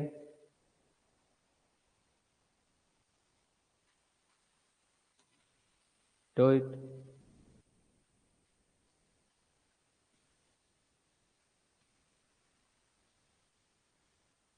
दो संख्याओं का योग 520 है, संख्याओं का अनुपात 11/15 है, छोटी संख्या क्या होगी ये आपको बताना है भाई, बताइए। चलिए भाई उत्तर आ रहा है 220, वेरी गुड बेटा। अब देखो फास्ट कैलकुलेशन हो रहा है ना, हुआ ना फास्ट कैलकुलेशन, ऐसे ही होता है फास्ट कैलकुलेशन। भाई आपको बताया क्या गया, दो संख्याओं का योग या एडिशन आपके पास दिया गया है। बेटा संख्याएं क्या क्या हो सकती थी इन शॉर्ट, चलो अब आप लोग सब मेरे साथ रिप्लाई करो। बेटा यहाँ देखो बच्चियों, यहाँ देखो, क्या मैं यहाँ पे एक संख्या 11 गुणित ले सकता था कि नहीं? क्या दूसरी संख्या 15 गुणित ए ले सकता था कि नहीं? तो 11 और 15 तो जुड़ ही जाएंगे क्योंकि 11 ए है और 15 ए है। तो 11 ए और 15 ए जोड़ लो, कितना होता है 11 और 15? 26। तो क्या बेटा डायरेक्ट हम ऐसा नहीं लिख सकते थे 26 ए बराबर 520? यहां तक सहमत होना मेरे साथ? अब बेटा बस डिवाइड ही तो करना है यार। 26 दूनी कितना होता है? 52। तो 26 एकम और 26 दूनी, ये लीजिए भैया 26 दूनी मतलब कितना आ गया? 20। अब ओरली सॉल्व हो गया। अब आप मुझे बताओ, खुद से बताओ, दोनों में छोटी संख्या कौन सी होगी, 11 ए कि 15 ए? 11 ए होगी। तो क्या ओरली नहीं बता सकते कि 11 दूनी करूंगा तो 22 होता है, 11 दूनी करूंगा तो 22 होता है, और कितना शून्य लगाना है? एक। तो 22 में अगर एक शून्य लगाऊंगा तो कितना मान होगा? 220। क्या पेन भी टच करना पड़ता बेटा? नहीं। मतलब कि अब मैं उन विद्यार्थियों के लिए लिख रहा हूं जिन्हें ओरली नहीं समझ में आया, मौखिक तौर पर। तो हमारे पास a बराबर 20 आ गया, इतना तो समझ में आ गया। अब हम दो संख्याएं क्या लिखते थे, ये कैसे आया ये तो पता चल गया ना, 26। दो संख्या हमारे पास क्या थी इससे पूर्व, ऐसा मैं लिख दे रहा हूं। चलो n1 बराबर क्या था? 11a। n2 हमने क्या सोचा? 15a। उसी को हमने रखा बस, और कुछ नहीं किया बेटा, इतना तो समझ आ गया। अब हमारे पास a का मान आ गया कितना? 20। अब a के मान 20 को मैंने देखा, अरे छोटी संख्या कौन सी दिख रही है, 11 दिख रही है कि 15 दिख रही है? 11 दिख रही है। तो यहां पर से मैंने रख दिया कि n1 बराबर 11 गुणित 20, और 11 गुणित 20 मतलब कुछ नहीं बेटा 220। ये उनके लिए जिनको ओरली या मौखिक तौर पर बाद में समझ में आता, थोड़ा समय लगता है क्योंकि आप मैथ्स फील्ड के नहीं हो गया ये चीजें। आगे बढ़ो, नहीं आया समझ में? तो हाँ, तो मैं अपने समय में ऐसा सीखा था स्कूल में। 90% स्टूडेंट्स को पूछो ना समझ में आ गया तो ऐसा बोलते हैं, हाँ सर समझ में आ गया। भाई ये हाँ नहीं होता, ये क्या होता है? ना होता है। इसका मतलब ये है कि आप मन से नहीं समझे हो, मगर आप बोल भी नहीं सकते कि नहीं समझा। तो मैं इशारा कर जैसे समझी तो नहीं हूं, मगर सब लोग यहाँ बैठे हुए इसलिए मैं बोल नहीं सकता डायरेक्ट कि मैं समझ गई हूं। इसका मतलब ये होता है। भाई बात सही है ना? स्कूल में हम ये सीखे थे कि हाँ बोलना है तो मुड़ी को ऐसा हिलाओ, भाई हाँ की ना। आगे बढ़ा जाए आप। चलो बेटा आगे का प्रश्न देखते हैं। आगे के प्रश्न में आपके पास थोड़ा अलग कॉन्सेप्ट को लेकर के चलते हैं, कुछ बढ़िया सा। फिर मैं आपको पूर्व के प्रश्नों को देंगे। ये एक दिवसीय परीक्षा की दृष्टि से ये प्रश्न पूछे जाएंगे और कुछ नहीं, वन डे एग्जामिनेशन के तौर पर। देखिए प्रश्न अच्छा दिया गया, कॉन्सेप्ट बस आपको पता होना चाहिए बेटा। 30-30 सेकंड भी नहीं, 10 सेकंड में हल होता है, 10 या 15 सेकंड में। आपके पास ऐसा प्रश्न दिया गया है कि यहां देखो P बराबर, प्रश्न ये कह रहा है, यहां समझिएगा, P बराबर, मैं आप लोग को दूंगा कि भाई आप बताइए कि इसमें क्या हल होगा, उसके बाद मैं बता दूंगा बेटा, टेंशन ना लेना। P बराबर दिया गया है 2 की घात 3 मतलब कि 2 की पावर 3। फिर दिया गया है ऐसा, कि मैं लिख दे रहा हूं ऐसा, और ऐसा प्रश्न दिया गया है। ठीक। दूसरा बोला है क्यों, ऐसा लिख दिया है वो। यहां देखो क्या लिख रहा है वो लिख रहा है कि ये इस तरीके से ऐसा लिख दिया है। अब वो बोल रहा है P तथा Q का महत्तम समापवर्तक निकालिए, मतलब कि HCF निकालिए। P तथा Q का महत्तम समापवर्तक मतलब HCF आपको निकालना है। कितने ऐसे विद्यार्थी है जो ऐसा प्रश्न हल कर सकते हैं और क्या आएगा उत्तर? ये बेटा 15 सेकंड से ज्यादा समय नहीं लगने वाला, ये मौखिक भी हल हो जाता है। मौखिक मैं आपको कॉन्सेप्ट बताऊंगा, बिल्कुल भी चिंता ना करो। कॉन्सेप्ट आप जानते हो, कॉन्सेप्ट आप जानते हो, मगर ऐसा प्रश्न आ जाता है तो कई विद्यार्थी इस बात से घबरा जाते हैं कि सर अभी तक तो आप वो लिखा वाला बता रहे थे, आप तो सर आप ऐसा दे रहे हो, कैसे हल होगा? और दोनों तरफ ही सर हमको अजीब सा दिख रहा है, इधर P दिख रहा है, इधर क्या क्या दिया, दशमलव में दिया। कुछ दशमलव नहीं बेटा, पहले आप बिल्कुल दिमाग में लगा लीजिएगा, ये दशमलव नहीं है, ये यहाँ पे दिखाता है कि वो गुणा हो रहा है। इट शोज द मल्टीप्लीकेशन, गुणा दिखाता है। चलो बताओ मैं इसको कैसे हल करेंगे ऐसे प्रश्नों को। चलो बहुत आसान है बेटा, बहुत आसान है। देखो ऐसे प्रश्नों को हमने असल में क्या किया है, यहाँ पे जो P और Q है, ये जो P है और दूसरी संख्या है आपके पास Q, ये P और Q दोनों ही संख्या है बेटा, दोनों ही नंबर है। और इन नंबर को गुणनखंड के तौर पर रखा गया है, in the form of factors रखा गया गुणनखंड के तौर पर। कैसे रखा गया है? जो p है बेटा, उसका जब गुणनखंड में तोड़ा गया तो ये को खुद में एक बड़ी सी संख्या होगी, कोई बड़ी सी वैल्यू होगी, जिसका जब गुणनखंड किया गया तो 2 कितने बार आया? 3 बार आया। इसका मतलब ये है, ये देखो एक बार समझा देता हूं फिर आप समझ जाओगे। 2 कितने बार आया? 3 बार। वैसे ही बेटा 3 कितने बार आया? तो 10 बार आप ऐसा कर लोगे। ऐसा कितने बार? 10 बार। अब मैं इसको ऐसा बार बार ना लिख करके सीधा आपको इन शॉर्ट लिख दे रहा हूं। 3 कितने बार आया? 10 बार। तो हमने 3 की पावर 10 रख दी है, 3 की घात 10। क्लियर हो गया। और 5 कितनी बार है? एक ही बार है, क्योंकि 5 की पावर क्या है? 1। तो यहाँ पे हमने ये रख दिया। समझ में आया? वैसे ही बेटा जब हमने यहां पर बात की है तो यहाँ पे भी 2 कितने बार आया था? 5 बार। तो या तो आप ऐसा ऐसा दिमाग में रखे रहो, ये ऐसा, या फिर इसी को क्या लिख सकते थे? 2 की घात 5, 2 की पावर 5, और 3 और 7 आपका एक एक बार है। अब निकालने क्या बोला है भाई? HCF। तो बेटा अब आप मुझे बताओ, जब HCF निकालना रहता है तो दी हुई संख्याओं का जो गुणनखंड आप निकाले रहते हो, फैक्टर्स जो आप निकाले रहते हो, उसमें समान संख्या ही तो निकालते हो ना, कॉमन संख्या, कॉमन नंबर। तो दोनों में जो कॉमन रहेगा वही उसका HCF रहेगा। तो कॉमन क्या रहेगा? अगर मैं यहाँ पे HCF की अगर मैं बात करूं तो अब आपको देखना होगा 2, 3 और 5 में और 7 में। तो पहली बात तो 7 तो दोनों में आएगा ही नहीं। देख लीजिए, क्या 7 आएगा? क्या नहीं आएगा? तो ये दोनों को तो अलग ही कर दो, है ही नहीं काम का। मगर 2 और 3 ऐसे हैं जो दोनों में समान तौर पर दिखाई दे रहे हैं, कॉमन दिखाई दे। तो कितना? अब आप देखो बेटा कितना कैसे आएगा? इसको निकालने के लिए यहां पर इसको जो हमने लिखा था 2 की पावर 3 गुणित, यहां देखो, यहां समझिएगा, ये था भी 3 गुणित 3 की पावर 9 गुणित 5। मैं लिख सकता था कैसे? अरे भैया 3 की पावर यहाँ पे 1 है और 3 की पावर 9 है, तो 9 और 1 क्या होता है? 10। कभी भी अगर बेस सेम हो, बेस सेम हो तो ऊपर का पावर जुड़ जाता है, ये याद रखना, ये गणित कहता है। तो क्या मैं उसे ऐसा भी लिख सकता था? समझाने के लिए आपको बता रहा हूं, लिख सकता था ना बेटा। और इसको भी मैं क्या लिख सकता था? देखो 2 की पावर 5 को 2 की पावर 3 गुणित 2 की पावर 2 लिख सकता था। देखो बेस सेम है तो पावर जुड़ जाएगा, हाँ कि ना? ठीक, ऐसा भी लिख सकता था भैया। तो 2 की घात 3 गुणित 2 की घात 2 लिख सकता था। अब आपके पास क्या आ जाएगा? ये देखो 3 गुणित 7, और 3 कुछ नहीं है, मतलब उसका पावर क्या है? 1 है, लिख सकता था। अब तो दिखाई दे रहा होगा ना कॉमन कौन से नंबर है। अब तो मेरे ख्याल से किसी विद्यार्थी को तकलीफ नहीं होगा कि सर यहाँ पे ये देखो कॉमन है और यहाँ पे सर ये कॉमन है, कहाँ गया? ये देखो ये और ये, हाँ कि ना बेटा? तो जो कॉमन होता है उसी को तो रखते थे HCF में। अरे उसी को रखते थे। तो क्या रखा जाएगा बेटा? एक आएगा 2 की पावर 3 2 की घात 3, और एक आएगा 3 की घात 1 या 3 की पावर 1। अब गुणा कर लीजिए यार, 2 की घात 3 मतलब 3 बार 2 गुणा हो रहा है। 2 is going to multiply with the 3 times. तो 2 दूनी 4 दूनी 8 और 8 तिया 24। तो उत्तर आ गया बेटा 24। उत्तर क्या आएगा? 24। अब यहाँ पे 2 अलग अलग प्रकार से विकल्प देगा। या तो वो ऐसा विकल्प देगा इस प्रकार से जैसे कि इस प्रश्न में दिया गया है, ऐसा वाला विकल्प दिया है, आप ऐसा चूज करो। और अगर परफेक्ट नंबर दिया गया है तो आप ऐसा चूज कर लीजिए यार, गुणा करके, वो आपके ऊपर है। विकल्प देख करके तो बनाओगे ना। विकल्प में, यहाँ के प्रश्न में विकल्प में ऐसा दिया गया, ये ऐसा नहीं देता तो नंबर देता, नंबर निकाल लेते आप। ठीक, चलिए लिख लीजिए।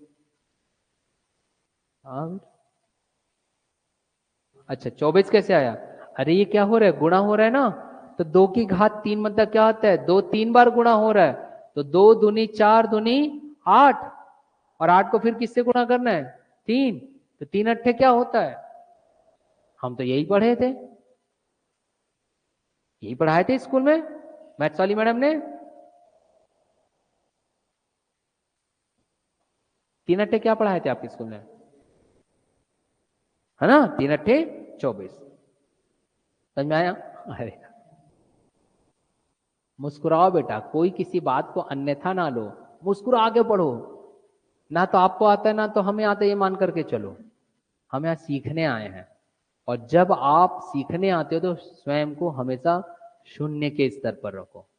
यकीन ना हो तो आप प्रैक्टिकल करके देखना। प्रैक्टिकल कैसे? प्रैक्टिकल मैं एक बता रहा हूँ, मैं आप लोग की उम्र में था तो मैं भी किया करता था, कि आज सर जो पढ़ाएंगे अगर वो आपको टॉपिक पता चल जाए, XYZ कोई भी सब्जेक्ट, तो हम वो पढ़ करके आते हैं कि हम उत्तर देंगे 50 से 500 के बीच, हमारा प्रेस्टीज बढ़ेगा, फेसबुक और इंस्टा में लाइक मिलेगा। मगर हम उस समय क्या कर लेते हैं बेटा, जब हम वो चीज पढ़ करके आते हैं और जब वो टीचर वो पढ़ा रहा होता है, तो पता है वो जो पढ़ा रहता है वहां पे ध्यान ना दे करके, क्योंकि हम वो पढ़े हुए हैं, तो उसके बाद क्या चीज आएगा वो मस्तिष्क में चल रहा होता है।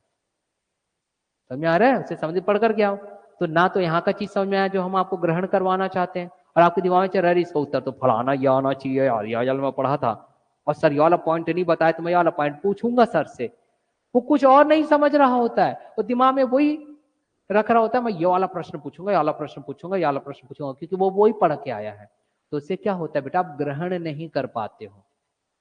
और जब आप शून्य से आते हो, शून्य कहने का मतलब यह है आप पढ़ करके आओ, मैं उसका विरोध नहीं कर रहा हूं, पढ़ करके भी आओ तो भी बेहतर है, तो भी स्वयं को ये सोचो कि मुझे पहले ग्रहण करना है, ग्रहण करने के पश्चात मैं सर से डाउट पूछूंगा, तो आपको चीजें समझ में आएगी। या फिर अगर पढ़ करके नहीं आए हो तो ऐसा बैठो कि जो कुछ सर बता रहे पहले मैं उसको सीख लूं और अंत में पूछूं अगर ना समझ में आए तो दोनों ही स्थितियों में आप समझ लोगे। समझ में आया? सर यही तो नहीं समझ में आया कि आप समझा क्या रहे थे। समझ सको तो ठीक है, नहीं तो ना समझ ऐसा वाला कुछ बोलते हैं लोग, ऐसा कुछ नहीं बेटा। सीधा सीधा इन शॉर्ट है कि स्वयं को स्टूडेंट की भांति 0 लेवल पर समझो। आगे बढ़ा जाए। एक और ऐसे ही वाला प्रश्न दूं क्या? नहीं, थोड़ा सा अलग दे देता हूं, आपका एक बैकअप देख लेता हूं कितना आपको आता है। 30 सेकंड दूंगा बैकअप बनाने के लिए, 30 सेकंड बैकअप याद करने के लिए, फिर हम आगे वाले प्रश्नों को हम देखेंगे जो एक दिवसीय परीक्षा की दृष्टि से पूर्व में पूछे गए हैं, है ना। चलिए देखता हूं कितनों को वो चीज याद है। प्रश्न आपके पास कह रहा है कि आप 1/2, 3/4 या 3/4, 5/6 या फिर 5/6, फिर दिया गया है 7/8 या 7/8, फिर दिया गया है 9/10 या 9/10। इसका आप HCF निकालो। चलो महत्तम समापवर्तक निकालिए। इसका मैंने सूत्र आपको बताया था, अगर सूत्र याद हो it's better for you all, नहीं है बेटा तो आप लोग मुझसे एक बार बात करोगे, मैं बताऊंगा आपको। कितने को याद है इसका सूत्र कैसे हल होता है? एक ही बालक को। और गणित में सूत्र ही याद नहीं करोगे तो प्रश्न नहीं बनना है। क्या मैं ट्रिक बताता हूं क्या आप लोग को? सूत्र ही तो बताता हूं, तो सूत्र याद कर लो ना देवियों सज्जनों। सूत्र क्या था बेटा? चलो सूत्र बता देता हूं। जब कभी आपके पास ऐसा दिया गया तो फॉर्मूला मैंने आपको यह बताया था कि अगर आपके पास प्रश्न भिन्नों में दिया गया है, फैक्टर में दिया गया है, फैक्टर या भिन्न में दिया गया है, और निकालना अगर आपको HCF है, ध्यान देना HCF है, तो जितने भी अंश वाला भाग रहेगा जिसे आप न्यूमरेटर कहते हो उसका निकाल लोगे क्या? HCF। और जो हर वाला हिस्सा है जिसे आप इंग्लिश में डिनोमिनेटर कहते हो उसका आप निकालोगे LCM। और इसी से संबंधित अगर वो प्रश्न में बोल दे कि नहीं आप हमें LCM निकाल करके दीजिए, तो फिर से मैंने बताया था अंश मतलब कि न्यूमरेटर वाला भाग का आप निकाल लोगे LCM, और डिनोमिनेटर मतलब कि हर वाले हिस्से का आप निकाल लोगे HCF। अब क्योंकि हमारे प्रश्न में पूछा है HCF, तो ऊपर वाला आप फॉर्मूला इस्तेमाल करिए और उत्तर बताइए, और विद्यार्थी जिसने बना लिया वो बताइए क्या उत्तर आया है। 1/120। चलो विकल्प में 1/120 तो दिया गया है, हो सकता है आपने सही बनाया है क्योंकि विकल्प दिया गया है। हम एक बार रीचेक कर लेते हैं।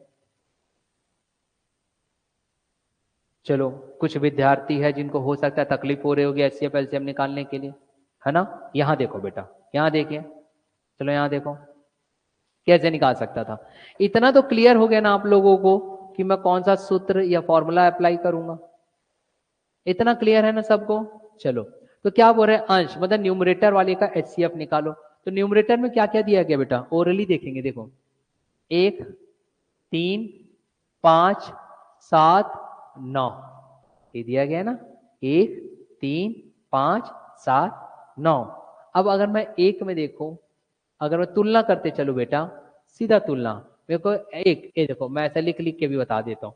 एक का गुणनखंड क्या होगा, देखो बता रहा हूँ, ओरली सॉल्व हो जाता है, इसको लिखने की भी आवश्यकता नहीं पड़ती। एक का गुणनखंड तो एक ही होता ना भाई, हाँ कि ना, फैक्टर अगर मैं निकालना चाहूँ तो। और 3 का क्या होता, 3 का क्या होता, 3 होता, यही तो होता। 5 का भी क्या होता, 5 ही होता फैक्टर में। या फिर 3 एकम 3 लिख देता, 5 एकम 5 लिख देता, और क्या लिखता। वैसे ही 7 का क्या लिखता, आप ही बताओ ना, 7 एकम 7 या 7 1 या 7, ये उनके लिए बता रहा हूँ जिन स्टूडेंट्स का मैथमेटिकल बैकग्राउंड थोड़ा लो है, ध्यान दीजिएगा।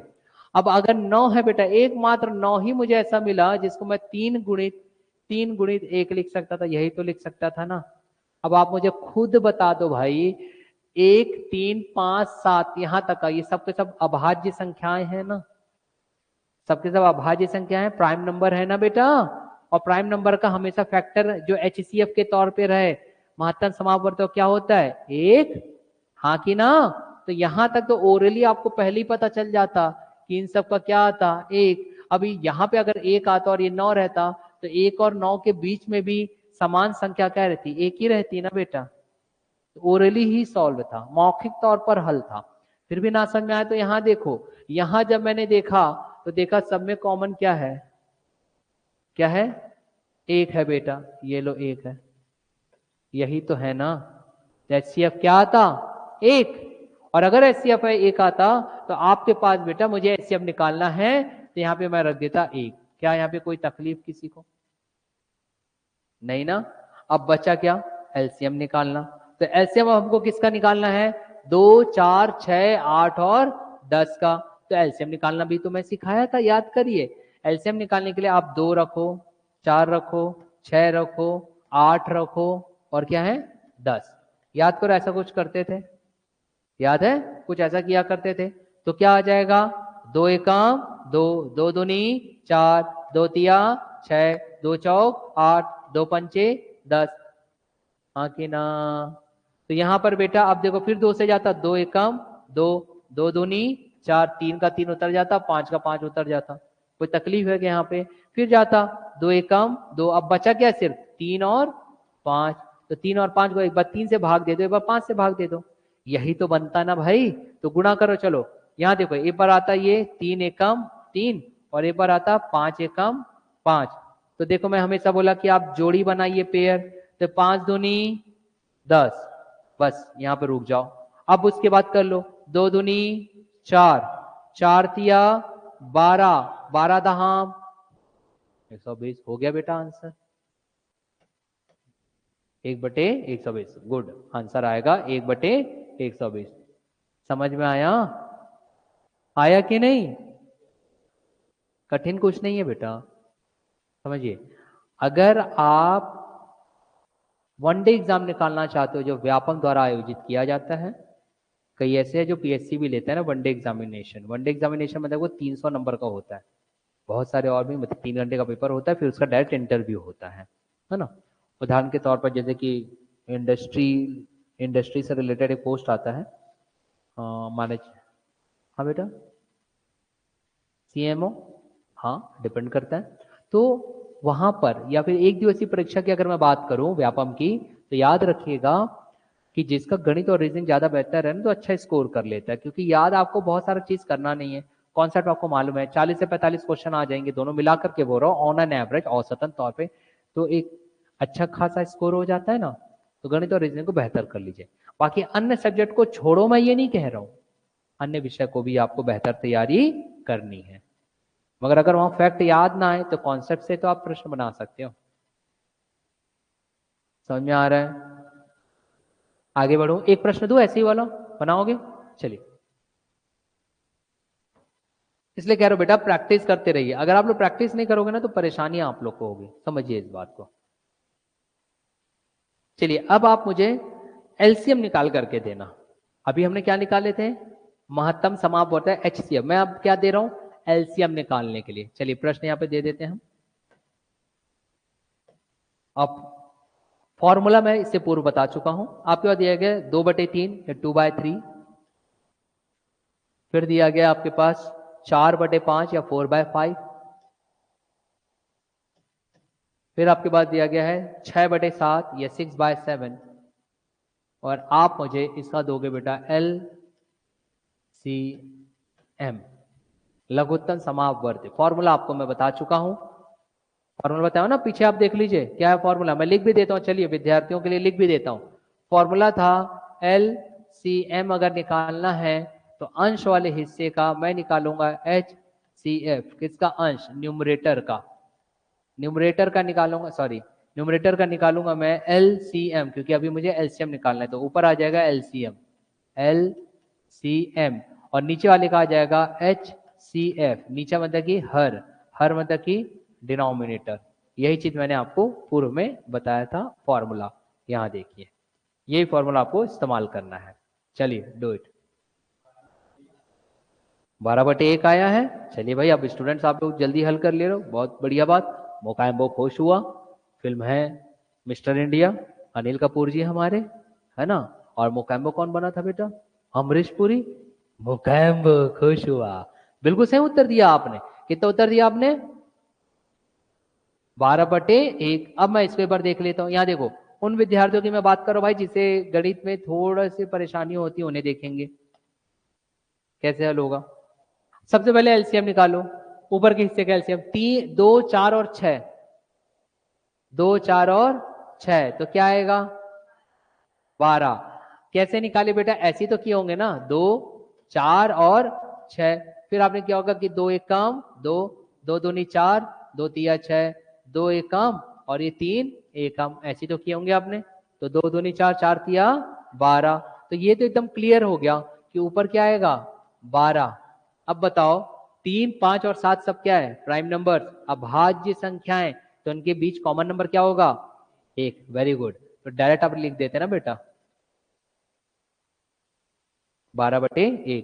किसी को कोई तकलीफ, चलो अब ऐसी 15 सेकंड में इसका HCF निकाल के दो। चलिए प्रश्न यही है, सिर्फ मैं क्या निकालने बोल रहा हूं यहां पर आपको, HCF। इसी का ही आप मुझे HCF निकाल करके दो, फिर अन्य प्रश्नों की ओर जाएंगे हम। प्रश्न बिल्कुल सेम है बेटा, HCF निकाल करके दीजिए, डू इट। सेम प्रश्न, HCF निकाल करके दो जल्दी।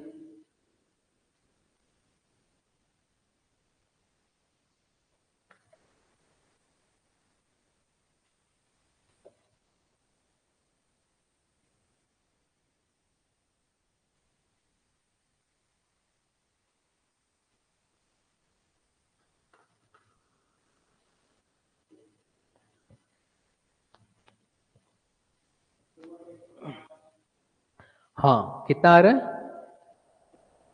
2/105। ठीक, और भी एक आध और स्टूडेंट का आने दीजिए, बहुमत की सरकार बैठती है हमेशा। कोई और एक आध स्टूडेंट। चलिए भाई, एक और स्टूडेंट है, हमारी ऑनलाइन स्टूडेंट बोली कि सर 2/5 आएगा। इससे पूर्व आपने 12/1 उत्तर दिया था। वेरी गुड देविका जी, गुड। तो 2/105 उत्तर आएगा भाई। 2 का आगे मतलब बहुमत बैठ गई हमारी। 2/105 या 2/105। कैसे आपने निकालना, सेम फॉर्मूला। फॉर्मूला क्या था आपके पास कि HCF अगर निकालना है तो ऊपर अंश जो है उसका निकालोगे HCF, और हर जो है उसका निकालोगे LCM। तो HCF किसका निकालना है, 2, 4 और 6। तो 2, 4 और 6 में कॉमन क्या है मुझे बताओ ना, 2 ही है। देख लीजिए अभी आपने बनाया था 2, 4 और 6 में, यहाँ पे जैसे ही 3 आ जाते हैं आप ब्रेक कर देते हो, फिर डिवाइड करने नहीं जाते हो। तो बेटा यहाँ पे सीधा क्या आ गया 2। अब बचा क्या, एलसीएम किसका, 3, 5 और 7 का।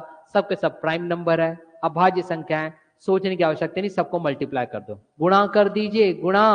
तो बताओ बेटा 5 तिया 15 सत्ते, 15 सत्ते, अरे बोलो ना जी, 15 सत्ते 105। तो वैल्यू आ गया 105।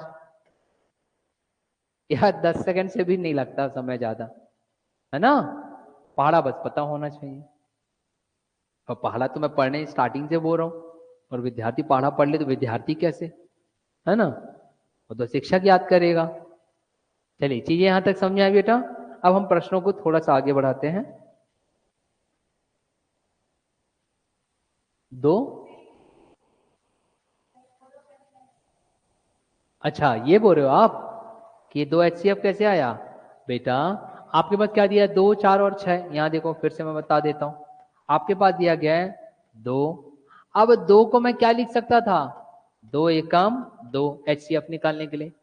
4 को क्या लिख सकता था, 2 गुणित 2। भाई 6 को क्या लिख सकता था, 2 गुणित 3। अब मेरी नजरों से अगर देखोगे चश्मा वाली, तो बेटा सिर्फ आपको 2 ही दिखेगा कॉमन सब में। तो जो कॉमन होता है बेटा वही HCF होता है। इसलिए यहां पर आपका HCF क्या आया, 2। समझ में आया पिक्चर। और कोई तकलीफ किसी को, कोई दर्द, कोई गम, जिंदगी में कोई गम, गम रखना ही नहीं बेटा। हम गम रखे ही क्यों, हाँ चिपकाने के लिए तो फेविकॉल बेहतर है ना। चलो आगे बढ़ाया जाए, आगे के प्रश्न को देखते हैं हम। कुछ दूसरे प्रश्नों की बात कर लें हम, जो पूर्व में आयोजित प्रश्नों मतलब पेपर में पूछा गया है।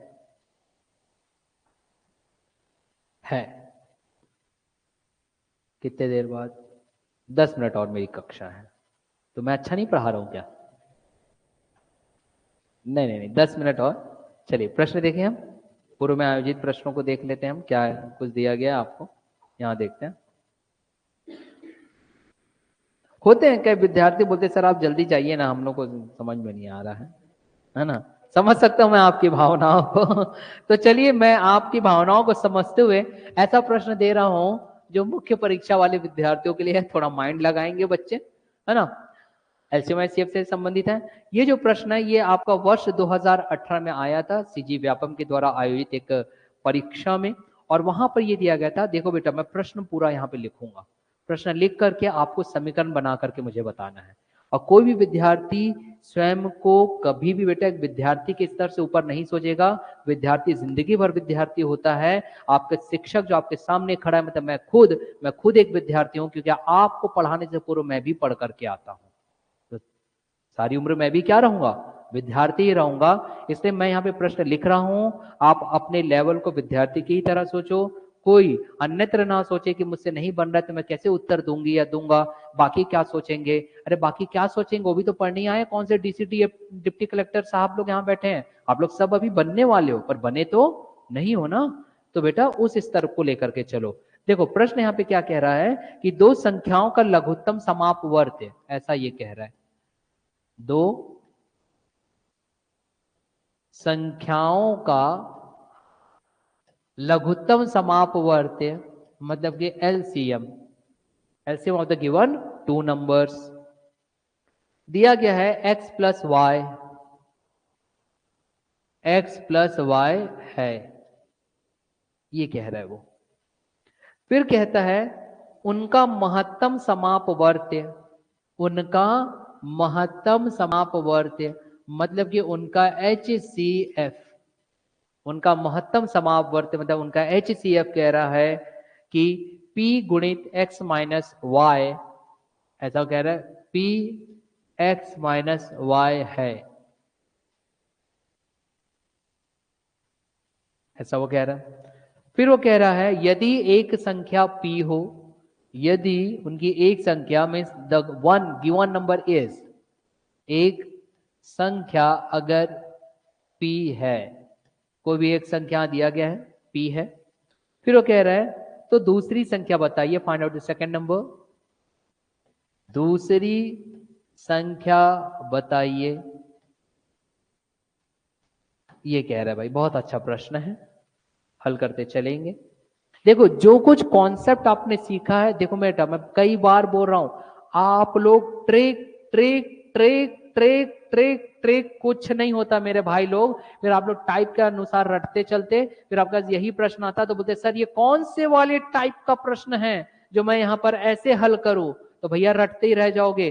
सिर्फ कॉन्सेप्ट याद रखो जो मैंने बताया हूं। क्या कॉन्सेप्ट है, अगर 2 संख्या दी गई, ये संख्या 1 गुणित संख्या 2 बराबर HCF गुणित LCM। दूसरा कॉन्सेप्ट ये है कि HCF वो होता है जो दोनों दी हुई संख्याओं के गुणनखंड में समान होता है। LCM वो होता है जो समान संख्या के साथ ही साथ बाकी फैक्टर या गुणनखंड को भी रख लेते हैं। यही तो कॉन्सेप्ट है। ये घबराना नहीं, अरे सर ये वाला दे दिया अब हम कैसे हल करेंगे। जो जानते हो बेटा बस वही रखो, आपका तो उत्तर ज्ञात होगा। बताऊं मैं कैसे हल होगा? चलो यहां देखो, यहां देखो बेटा, जिसको नहीं बन रहा वो यहां देखेगा और जिसको आता है वो हल करते हुए चलेगा। देखिए घबराना कुछ नहीं है, एवरीथिंग यू नो, भाई सभी चीज आप जानते हो। मुझे बताओ बेटा, अब यहां देखो प्रश्न पढ़ते हुए चलते हैं। मैं क्या बोला? अगर मान लो आपको प्रश्न देख करके भय लगे तो आप क्रांति सर की बस बातों को याद रखो कि उन्होंने बताया था कि मैं पहले प्रश्न पढ़ूं और वाक्य पढ़ते साथ समीकरण बनाते चलो। ये तो मैं सिखाया हूं ना भाई। तो वो देख लेते हैं क्या बोल रहा है। दो संख्याओं का एलसीएम और उनका HCF। तो सर ने क्या बताया? इतना तो सिखाए हैं ना कि N1 गुणित N2 दो संख्याओं का LCM, मतलब कि यहां पे LCM ऐसा सूत्र होता था और यहां पे HCF होता था, ये सर ने बताए थे। इतना तो याद रहेगा भाई पेपर के वक्त। अब भैया दो संख्याओं में एक संख्या क्या दी गई है? P। रखते चलो ना यार, ये लो मैंने P रख दिया। गुणित N2 नहीं मालूम तो मैंने यहां रख दिया, ये नहीं मालूम तो मैंने रख दिया। यही चीज तो सिखाया हूं, जो सिखाया हूं रखते चलो, उत्तर ज्ञात हो जाएगा। एलसीएम में क्या दिया गया है? x प्लस वाई, और HCF में क्या दिया गया है बेटा? देखो P गुणित x माइनस वाई। यही तो है ना भाई, इतना तो लिख सकते थे। क्या यहाँ पे कुछ नया बताया क्या? जो जानते थे वही तो लिखे ना बेटा आप लोग। अब मैंने बताया था कि अगर कुछ समान निकले तो दोनों चल बसे, ये लो, और जो चल बसता है बेटा वो वापस नहीं आता। क्या बात सही है गलत? सही है। जो चल बसता है वो वापस आता है क्या? नहीं आता। तो बेटा N2 का मान आपके पास क्या आ रहा है? एक आ रहा है x प्लस वाई गुणित x माइनस वाई। या तो ऐसा विकल्प दिया रहेगा तो एक उत्तर आपका ये बन गया। और अगर ऐसा विकल्प ना दे तो हमें बेटा कक्षा 8वीं में सिखाया गया एक फॉर्मूला याद होगा, X square minus Y square. मैंने बताया था कि ए, यहां देखो एक सूत्र था बेटा, ए का वर्ग ऋण बी का वर्ग होता है ए ऋण बी या ए माइनस बी इंटू ए प्लस बी या ए धन बी, ये होता है। और वही तो ये लिखा है एक्स धन वाई गुणित एक्स ऋण वाई, मतलब ये कुछ और नहीं, ये है एक्स का वर्ग ऋण वाई का वर्ग। तो या तो आपके पास विकल्प में उत्तर ये रहेगा या फिर ये रहेगा। अब यहां दोनों सर दोनों रहा तो ऐसा नहीं देगा बेटा, है ना। इस प्रश्न में ये उत्तर दिया गया है, एक्स का वर्ग ऋण वाई का वर्ग। तो मुझे बताओ कौन सा कठिन था ये? भाई दिख रहा था कि बहुत बड़ा कठिन वैल्यू है, कठिन प्रश्न है, पर क्या हकीकत में कठिन है क्या? हाँ, हकीकत में कठिन था? नहीं था। जो जानते थे वही तो रखे ना आपने। और आप लोग क्या करते हो पता है? मैं आप लोग की मेंटालिटी बताता हूँ स्टूडेंट्स की, जो मैथ्स बैकग्राउंड के नहीं होते, स्पेशली मैं उनकी बात बताता हूँ। जैसे वो ऐसा प्रश्न पढ़ते हैं वो मुड़ी पकड़ लेते हैं, दादा ये प्रश्न तो सर ने करा ही नहीं थे। फिर दूसरा विद्यार्थी बोलता है कि ये कौन से वाले टाइप में था। तार ना वो कौन बना ही, छोड़ देते हैं फिर हम। मगर बेटा अगर आप अपने कॉन्सेप्ट को याद रखे हो तो मुझे बताओ ये हल हुआ कि नहीं? कुछ नया बताया मैं? घबराना नहीं है, वही चीज दिया रहता है, पता आपको होना चाहिए। क्लियर है? कोई दिक्कत किसी को नहीं ना बेटा? प्रैक्टिस आप बेहतर करते रहोगे। कक्षा मैं यहीं पे अपनी समाप्त करता हूं क्योंकि मेरा भी समय हो चुका है। अब आपके दूसरे आपके अन्य शिक्षक आएंगे और पुनः मैं विनती कर रहा हूं कि आप लोग इसकी प्रैक्टिस करते रहिए as much as possible. Over करूं क्लासेस? तो चलिए अब हम मिलते हैं। मुंह लटकाए मत रहो जी, गणित पढ़ाओ तो एनर्जी से भरे रहो। एकदम ऐसे बढ़ गया, क्यों पढ़ा दिए सर, एकदम दर्द दे रहा सर मेरा। अरे कई लोग ऐसे होते हैं, कई विद्यार्थी तो ऐसा बोलते हैं आप यकीन नहीं करोगे। एक विद्यार्थी, दो विद्यार्थी सीढ़ी से बात करते आ रहे थे, दो, तो अगले ने पूछा कि यार पहली क्लास किसकी? तो दूसरे बोलता है कुछ भी हो यार गणित मत हो, सर दर्द देता है मेरा। ऐसे भी होते हैं, है ना। तो सर दर्द क्यों देगा भाई? ध्यान दोगे तो अमृतांजन माम लेकर के आओ, आप लगाइए और बैठिए, है ना। तो चलो कक्षाएं खत्म करता हूं बेटा, पुनः हम मिलेंगे कल। Okay, thank you to all of you, will meet you again online students.